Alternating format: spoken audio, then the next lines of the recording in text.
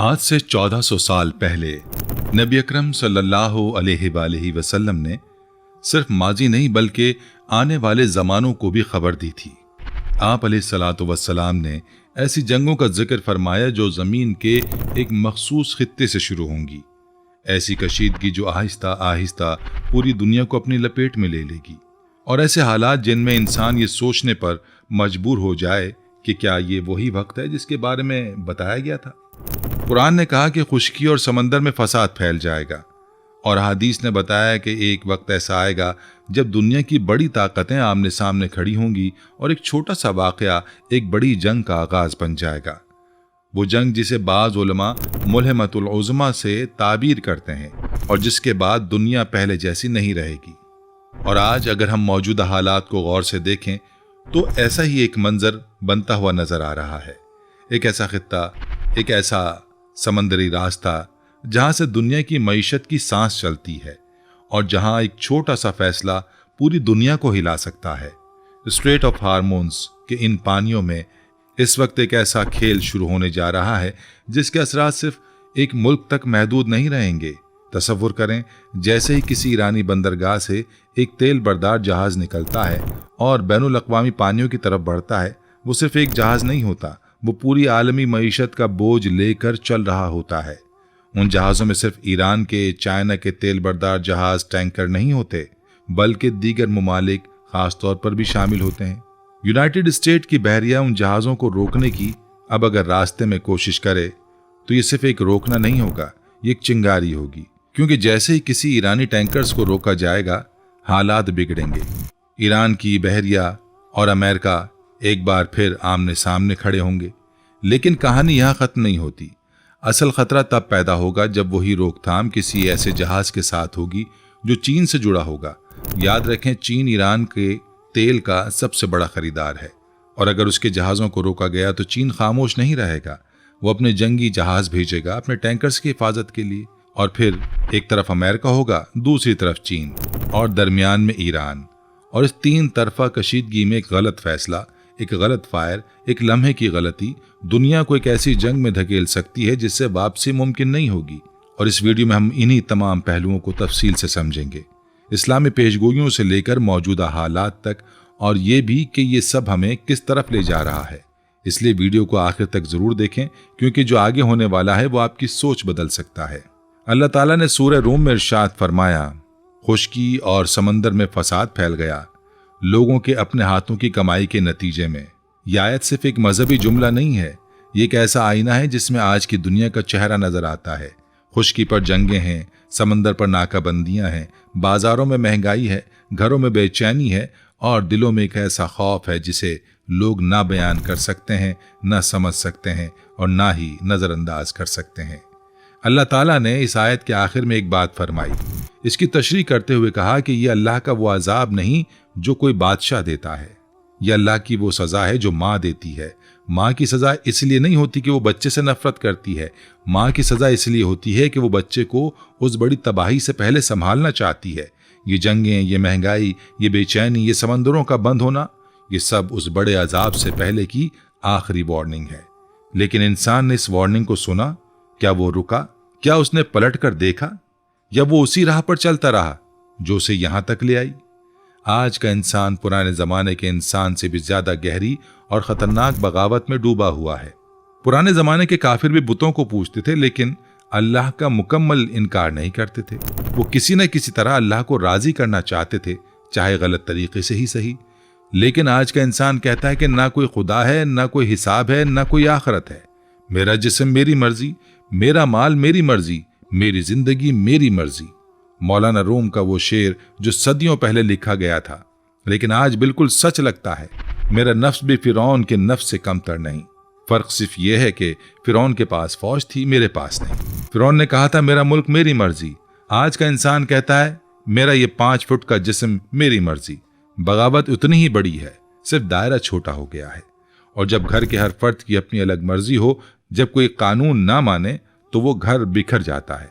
और जब पूरी दुनिया एक ऐसा घर बन जाए जिसमें कोई खुदा का कानून ना माने तो वो दुनिया भी बिखरने लगती है। और यही बिखराव आज हमें नजर आ रहा है। और इसी बिखराव की खबर 1400 साल पहले दे दी गई थी। नबी अलैहिस्सलातु वस्सलाम ने मुल्हिमतुल कुबरा यानी आखिरी बड़ी जंग के बारे में फरमाया कि ऐसी जंग होगी जिसमें अगर किसी के 100 बेटे हों तो 99 उस जंग में खत्म हो जाएंगे। इतनी लाशें होंगी कि एक परिंदा उनके ऊपर से उड़ता रहेगा, थक जाएगा और आखिरकार लाशों पर ही गिर पड़ेगा, क्योंकि उसे कोई और जगह मिलेगी ही नहीं। आज सोचें, अगर एटम बम का इस्तेमाल हो जाए तो क्या ये मनाजिर मुमकिन नहीं बनते। और सूरह बनी इसराइल में अल्लाह ताला ने फरमाया कि कोई बस्ती नहीं है जिसे क़यामत से पहले हलाक ना किया जाए या सख्त अजाब ना दिया जाए, और ये अल्लाह की किताब में लिखा हुआ है, जो कभी गलत नहीं होती। ये होना है, ये टलने वाला नहीं। ये सब कुछ पहले ही बताया जा चुका था और आज जो हो रहा है वो उसी बताए हुए का तसलसल है। डॉक्टर यासिर काजी ने अपने खुतबे में वो जुमला कहा जो हर सुनने वाले को रुकने पर मजबूर कर देता है। उन्होंने कहा कि बिला किसी खौफ व खतर के कहना चाहता हूं कि हम पिछले 60 सालों में किसी भी वक्त से ज्यादा मुमकिन तीसरी आलमी जंग के करीब हैं, और अगर खुदा न खास्ता ऐसा हुआ तो जो दुनिया उसके बाद होगी वो उससे पहले वाली दुनिया से बिल्कुल नाकाबिल शनाख्त होगी। ये अल्फाज किसी सियासतदान के नहीं, किसी फौजी जर्नल के नहीं, ये एक इस्लामी आलिम के अल्फाज हैं जो कुरान और सुन्नत की रोशनी में हालात का जायजा ले रहे हैं। और जब आलिम ये कहे, जब साबिक अमरीकी फौजी जर्नल ये कहे, जब बाजार के माहिरीन ये कहें कि इस सूरत हाल का नतीजा सोचना भी नाकाबिल बर्दाश्त है, तो समझ लें कि बात महज तज्जिए की नहीं रही। बात उस मकाम तक पहुंच गई है जो पहले से तय था, जो लिखा जा चुका था, जो होना ही था। और उस मकाम तक पहुंचने की कहानी शुरू होती है 3 जुलाई 1988 के उस सुबह से, जो बज़ाहिर एक मामूल का दिन था। खलीज फारस के पानियों में सुबह के 10:24 पर ईरान की फ्लाइट 655 ने बंदर अब्बास से उड़ान भरी। 290 मुसाफिर सवार थे। ये दुबई जाने वाली एक आम कमर्शियल फ्लाइट थी। सिर्फ 28 मिनट का सफर। बिल्कुल उसी वक्त नीचे समंदर की सतह पर अमरीकी जंगी जहाज मौजूद था। उसके राडार ने उस मुसाफिर जहाज को ईरानी लड़ाका तैयारा समझ लिया। कैप्टन ने 3 वार्निंग दी, लेकिन मुसाफिर जहाज के पायलट फौजी फ्रीक्वेंसी पर नहीं सुन रहे थे। वो एक आम कमर्शियल पायलट थे। उन्हें खबर भी नहीं थी कि नीचे क्या हो रहा है। और फिर वो लम्हा आया जो नहीं आना चाहिए था। 2 मिसाइल दागे गए। चंद सेकंडों में वो जहाज आग का गोला बन गया और 299 इंसान एक लम्हे में खाक हो गए। अमेरिका ने कभी बाज़ाब्ता माफी नहीं मांगी, और उसी दिन से ईरान के दिल में एक ऐसा जख्म है जो दर्द नहीं देता बल्कि ताकत देता है। गुस्से की ताकत, अज़्म की ताकत। इसी सोच के साथ ईरान ने अपने पूरे साहिल पर मिसाइल नस्ब किए, मुसल्लह ड्रोन तैयार किए, छोटी और तेज कश्तियां तैयार की और समंदर में बारूदी सुरंगें बिछा दी। और इस तमाम तैयारी का हदफ एक था, आबनाए हुर्मज़, वो छोटा सा समंदरी रास्ता जो 33 किलोमीटर चौड़ा है, लेकिन जिस पर पूरी दुनिया की सांस अटकी हुई है। हर रोज 20 मिलियन बैरल तेल इसी रास्ते से गुजरता था, जो पूरी दुनिया की तवानाई का 5वां हिस्सा है। उससे सिर्फ पेट्रोल नहीं बनता, डीजल बनता है, प्लास्टिक बनती हैं, दवाएं बनती हैं, बिजली बनती हैं, फैक्ट्रियां चलती हैं, और वो खाद बनती है जिसके बगैर खेती बाड़ी मुमकिन नहीं। यानी ये सिर्फ तेल का रास्ता नहीं था, यह दुनिया की रोटी का रास्ता है। और जब मार्च 2026 में ईरान ने यह रास्ता बंद किया तो पूरी दुनिया की सांसें रुक गईं। ईरान की हिकमत अमली बहुत सादा और बहुत गहरी थी। उसे अमरीकी बहरिया से सीधी लड़ाई नहीं लड़नी थी। उसे सिर्फ इतना खौफ पैदा करना था कि जहाज खुद ही आना बंद कर दें। ब्रिटिश लाइड्स ने ऐलान कर दिया कि आबनाए हुर्मज़ में किसी जहाज को बीमा नहीं मिलेगा। 150 से ज्यादा बहरी जहाज बाहर खड़े रहे, इंजन बंद, 20,000 से ज्यादा मल्लाह मुंतजिर। ईरान को एक गोला भी नहीं चलाना पड़ा। सिर्फ खौफ ने काम कर दिया, क्योंकि हर जंग में जीत उसकी नहीं होती जिसके पास सबसे बड़ी फौज हो। जीत उसकी होती है जो सामने वाले के दिल में सबसे ज्यादा खौफ पैदा कर दे। दुनिया भर ने देखा कि इस्लामाबाद के एक कमरे में 20 घंटे तक बातचीत हुई। एक तरफ अमरीकी नायब सदर जेडी वेंस, दूसरी तरफ ईरानी वजीर खारजा, दोनों एक मेज पर थे, लेकिन दोनों के दिलों में वही फासला था जो 20 घंटों में नहीं सिमटा।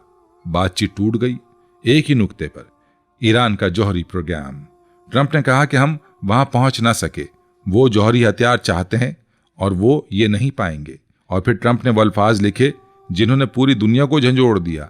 अमरीकी बहरिया आबनाए हुर्मज़ में दाखिल होने और निकलने के ख्वाह तमाम जहाज़ों की नाकाबंदी करेगी। जो कोई ईरान को टूल अदा करेगा उसे बैनुल अक़वामी पानियों में महफूज गुजरगाह नहीं मिलेगी, और जो ईरान हमारे जहाज़ों पर गोली चलाएगा उसे जहन्नुम में फेंक दिया जाएगा। ये धमकी नहीं थी, ये ऐलान जंग था। और ठीक उसी लम्हे ईरान के पासदारा ने इनकलाब ने जवाब दिया, दुश्मनों को हुर्मज़ के मोजी भंवर में फंसा दिया जाएगा। वो जितना अंदर आएंगे उतना ज्यादा फंसेंगे। साबिक नेटो कमांडर ने कहा कि ट्रंप की ये चाल शतरंज की बिसात पर कोई मामूली कदम नहीं, इसके लिए बेपनाह कुव्वत दरकार है और ईरान के पास इसका जवाब देने के हकीकी इख्तियारात हैं। दोनों फरीक आमने सामने खड़े थे, लेकिन ये सिर्फ दो फरीक नहीं थे, ये दो दुनियाएं थीं जो आपस में टकराने को तैयार थीं। और इस टकराव में अभी एक और किरदार दाखिल होना बाकी था, वो किरदार जिस पूरी कहानी को आलमी तबाही के दहाने पर ले जा सकता था। वो किरदार है चीन। चीन को समझने के लिए एक सादा सी हकीकत समझें। चीन दुनिया की दूसरी सबसे बड़ी मईशत है, 1 अरब 40 करोड़ इंसानों का मुल्क, और उस मुल्क की 45% तवानाई की जरूरत आबना हुर्मुज से पूरी होती थी। जब ये रास्ता बंद हुआ तो चीन के कारखाने आहिस्ता आहिस्ता सुस्त पड़ने लगे, तवानाई की कीमतें बढ़ने लगीं और बीजिंग के हुक्मरान जानते थे कि 1 अरब 40 करोड़ लोगों की भूख का जवाब देना होता है। चीन के पास सिर्फ 3 से 4 महीने का जखीरा था और वो वक्त तेजी से गुजर रहा था। तो चीन ने फैसला किया, ईरान को टूल अदा करो और ईरानी पानियों के रास्ते गुजरो। और यही वो फैसला था जिसने दुनिया को एटमी जंग के करीब तरीन ला खड़ा किया, क्योंकि ट्रंप ने साफ कह दिया था जो भी जहाज ईरान को टूल अदा करेगा वो हमारा हदफ है। और सेड्रिक लैटन ने खबरदार किया था कि चीन अपनी 45% तवानाई इसी इलाके से लेता है, इसीलिए एक चीनी सरकारी तेल बरदार और अमरीकी बहरिया का आमना सामना नागुजीर है। और जब यह आमना सामना हो तो याद रहे, चीन में हर चीज रियासत से जुड़ी होती है, यानी एक चीनी सरकारी जहाज को रोकना दरअसल चीन को रोकना है, चीन को चैलेंज करना है। और ये वो चैलेंज नहीं जिसे बीजिंग खामोशी से कबूल कर ले। जरा उस मंजर को आंखों के सामने लाएं। रात का वक्त है, आसमान पर सितारे हैं, लेकिन फजा में एक ऐसी खामोशी है जो तूफान से पहले आती है। आबना हुर्मुज के करीब समंदर में एक बड़ा चीनी सरकारी तेल बरदार जहाज आगे बढ़ रहा है। उसके अर्शे पर सुर्ख सितारे वाला चीनी परचम लहरा रहा है। ये जहाज ईरान को टूल अदा कर चुका है। बीजिंग से वाज़े हुक्म है, आगे बढ़ो, ये हमारा हक है। अचानक अमरीकी बहरी जहाज की तरफ से सख्त आवाज आती है, रुक जाओ, ये जहाज ईरान को टूल अदा कर चुका है, इसे आगे नहीं जाने दिया जाएगा। चीनी कप्तान बीजिंग से हिदायत लेता है। बीजिंग का जवाब आता है, रुको मत। अमरीकी जंगी जहाज और करीब आता है। दोनों के दरमियान फासला सिमटता जा रहा है। अर्शों पर मल्लाह खड़े हैं, हाथ हथियारों के करीब हैं। दुनिया की 2 सबसे बड़ी एटमी ताकतें एक 33 किलोमीटर चौड़ी आबनाए में आमने सामने हैं। और फिर वो एक लम्हा आता है, शायद 1 सेकंड का भी नहीं, एक गलत फहमी, एक घबराहट में उठा हाथ, एक गलत इशारा, एक गोली चल जाती है, बस सिर्फ एक गोली। और उस गोली के बाद दुनिया पहले जैसी नहीं रहेगी। सेड्रिक लैटन ने कहा कि सूरत हाल को संभालने का कोई तरीका मौजूद नहीं, कोई सालिस नहीं, कोई इमरजेंसी लाइन नहीं। ये टकराव न सिर्फ कशीदगी बढ़ाएगा बल्कि एक ऐसी सूरत हाल पैदा कर सकता है जो खलीज फारस से बहुत आगे तक फैल जाए। खलीज फारस से आगे यानी पूरी दुनिया, हर बर्रे आजम, हर मुल्क, हर घर, हर इंसान। क्योंकि जब अमेरिका और चीन आमने सामने आ जाते हैं तो दुनिया की कोई ताकत या आग बुझाने नहीं आती। हर ताकत अपना हिसाब लगाती है कि किस तरफ खड़ा होना है। प्यारे दोस्तों, रूस ईरान के पीछे किसी इस्लामी मोहब्बत की वजह से नहीं बल्कि अपने पुराने मफादात की वजह से खड़ा है। गर्म पानियों तक रसाई। रूस ने कभी अफगानिस्तान में कदम रखा था तो उसके पीछे भी यही मकसद था, यानी अब तस्वीर मुकम्मल हो गई। एक तरफ अमेरिका नाकाबंदी कर रहा है, दूसरी तरफ चीन की मजबूरियां हैं, रूस के मफादात हैं और ईरान का अज़्म मुकाबला। दुनिया 2 बड़े कैंपों में साफ तकसीम हो चुकी है और जब 2 बड़े कैंप एक दूसरे के मुकाबिल खड़े हों और दोनों के पास जौहरी हथियार हों तो ये सिर्फ इलाकाई जंग नहीं रहती, ये आलमी जंग बन जाती है, ये आखिरी जंग बन जाती है। तारीख बताती है कि बड़ी जंगें बड़े वाक़यात से शुरू नहीं होती। पहली आलमी जंग एक वली अहद के कत्ल से शुरू हुई थी। एक गोली ने करोड़ों इंसानों को मौत के घाट उतार दिया।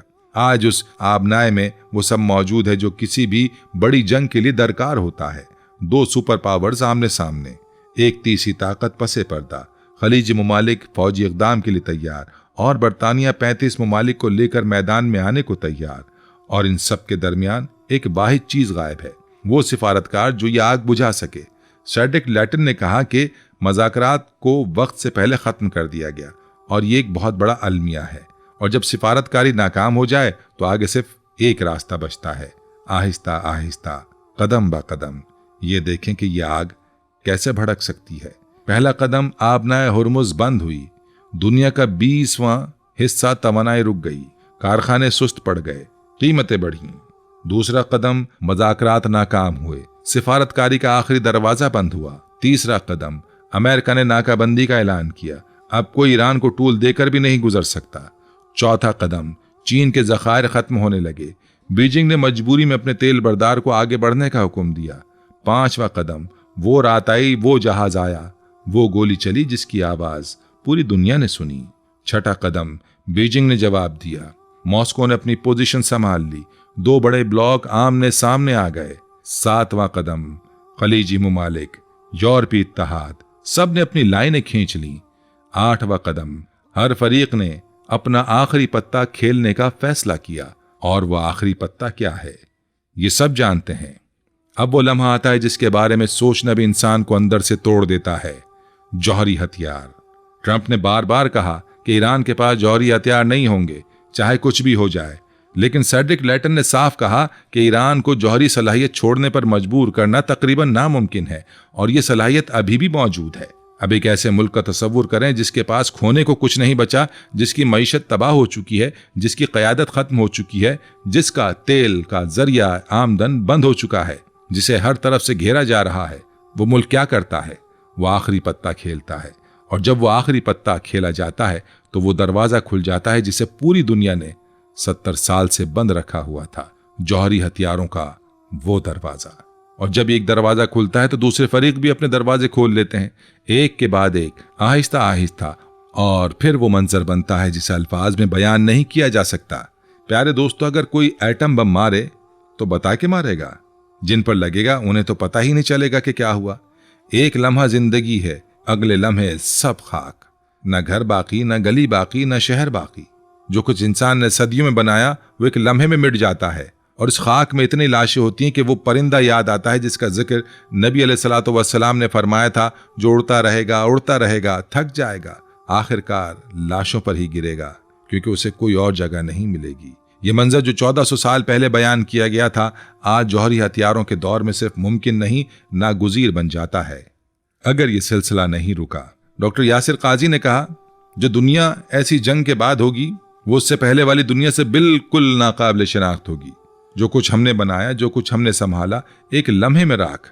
अस्पताल जहां बीमार आते थे, स्कूल जहां बच्चे पढ़ते थे, मस्जिदें जहां अल्लाह को पुकारा जाता था, सब कुछ एक लम्हे में खत्म। और उस राख में से जो उठेगा वही होगा जिसका जिक्र अहादीस में है, वही जो पहले से तय था, वही जो अल्लाह की किताब में लिखा हुआ था।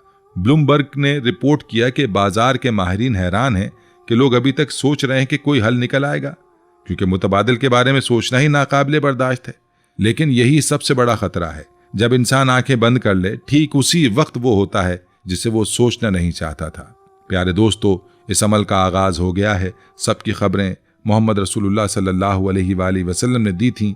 मराहिल कैसे होंगे, कब तक होंगे, कितने साल लगेंगे, ये कोई नहीं जानता, लेकिन इस अमल का आगाज हो चुका है।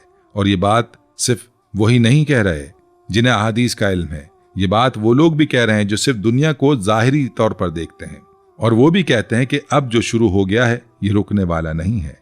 अब रुकें जरा, सिर्फ एक लम्हे के लिए। नबी अलैहिस्सलातु वस्सलाम ने मुल्हिमतुल कुबरा से पहले आलमी इत्तेहादों की सफ़बंदी का जिक्र फरमाया था। आज एक तरफ अमेरिका और उसके इत्तेहादी हैं, दूसरी तरफ रूस और चीन के मफादात हैं। आप अलैहिस्सलातु वस्सलाम ने फरमाया कि ऐसी जंग होगी कि जिसमें अगर किसी के 100 बेटे हों तो 99 जाएंगे। आज जौहरी हथियार इतने हैं कि यह मंजर यकीनी होगा अगर वो इस्तेमाल हुए। कुरान ने फरमाया कि खुश्की और समंदर में फसाद फैल गया लोगों के हाथों की कमाई के नतीजे में। आज खुश्की पर जंगें हैं और समंदर पर नाकाबंदी है। ये सब इत्तफाक नहीं है, ये वो कहानी है जो 1400 साल पहले लिखी गई थी और जो आज हमारी आंखों के सामने सफ़ा ब सफ़ा खुल रही है। और उस खुलती हुई कहानी के दरमियान जब हर तरफ खौफ है और हर रास्ता तंग नजर आ रहा है, तब वो आवाज़ याद आती है जो अल्लाह ने अपनी किताब में रखी है, फ़फ़िर्रू इलल्लाही, अल्लाह की तरफ भागो, अल्लाह की तरफ दौड़ो, वातसिमु बिल्लाही, अल्लाह से चिमट जाओ। ये भागना कमजोरी नहीं है, ये सबसे बड़ी ताकत है, क्योंकि जब दुनिया की तमाम ताकतें आपस में टकरा रही हों, जब कोई न जानता हो कि कल क्या होगा, तो सिर्फ वही सुकून में है जिसका रिश्ता उस ज़ात से जुड़ा हो जो हर चीज़ को जानती है, जो हर चीज़ पर कादिर है। डॉक्टर यासिर काजी ने कहा कि फितने और आजमाइश के वक्त अपनी इबादत बढ़ाओ, ना उम्मीद ना हो कमज़ोर ना पड़ो और अपने करीबी दायरे पर तवज्जो दो, अपना घर, अपना ख़ानदान, अपने हमसाए, क्योंकि अल्लाह यही पूछेगा। और डॉक्टर इसरार का वो जुमला जो कानों में हमेशा गूंजता रहता है, आने वाला कल उन्हीं लोगों का है जो आज इन हालात में तौबा कर लें, बाकी सब उस दौर में मिट जाएंगे। आबना हुरमस पर खड़े उन जहाज़ों की तरह जिनके इंजन बंद हैं, जो ना आगे जा सकते हैं ना पीछे, जो बस इंतज़ार में हैं, हम भी आज उसी मोड़ पर खड़े हैं, तारीख के उस मोड़ पर जहाँ से दो रास्ते निकलते हैं। एक रास्ता वो है जो अल्लाह ने बताया हुआ है, आज की दुनिया ने चुना हुआ है, और एक रास्ता वो है सूरह रूम की वो आयत जिससे ये सब शुरू हुआ था। आखिर का हिस्सा याद करें, लअल्लहुम यरजिऊन, शायद वो वापस आ जाएं। अल्लाह अभी भी मौका दे रहा है। ये बंद समंदरी रास्ते, ये टूटते मुज़ाकरात, ये टकराती बहरें, ये खौफ, ये बेचैनी, ये सब अल्लाह की वो आवाज़ है जो कह रही है, वापस आ जाओ, अभी वक्त है। उस बड़े अजाब के आने से पहले वापस आ जाओ, जिसके बाद वापसी का कोई मौका नहीं रहेगा। आगे क्या है यह अल्लाह के इल्म में है, लेकिन ये बात तय है, जो पहले ही लिखा जा चुका था वो हो रहा है, और जो होना है वो होकर रहेगा। और उस वक्त सिर्फ एक सवाल बाकी रहता है, वो सवाल जो आपके जहन में रहना चाहिए, जो आपको रात को भी सोने ना दे, जो हर सुबह आपके साथ उठे। क्या ये वही वक्त है जिसके बारे में बताया गया था? अल्लाह हमें अपनी पनाह में रखे, हमारे दिलों को अपनी तरफ मोड़े और हमें उस बड़े अजाब से पहले अपनी तरफ वापस आने की तौफीक अता फरमाए। आमीन।